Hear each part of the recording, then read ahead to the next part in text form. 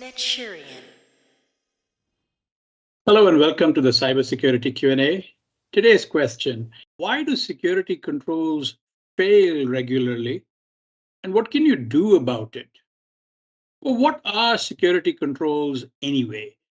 These are safeguards that are implemented by the IT security team and they're meant to avoid, detect, counteract, and minimize security risks to the information and computer systems on the network.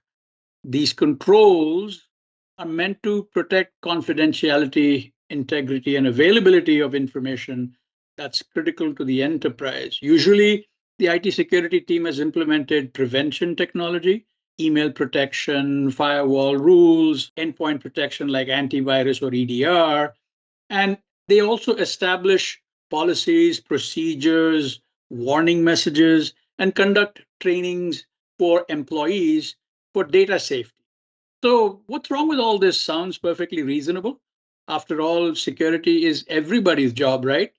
Shouldn't we expect that employees are going to be mindful and follow best practices at all times?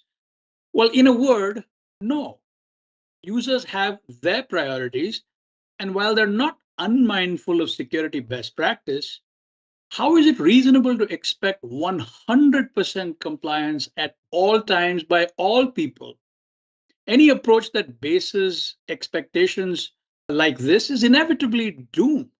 And so, what happens is you regularly see news articles of security failures.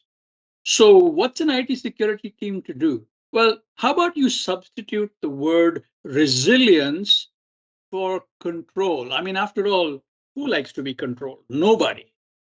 Any approach that makes it easier for the security team, write the policies, procedures, issue warnings, conduct training, expect 100% compliance, and then tut when the user doesn't do it, sort of has it backwards.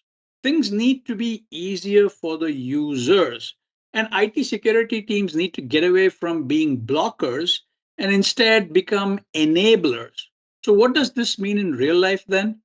Well, it means the assume breach paradigm. You have to assume that while users will do their best, IT security needs to actively consider their needs and their actual behavior as opposed to some hypothetical perfect behavior in compliance with all of their policies and procedures.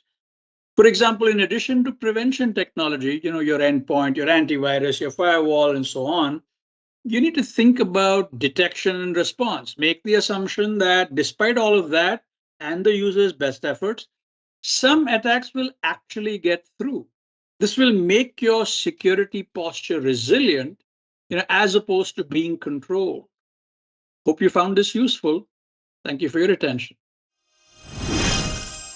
Netshirian.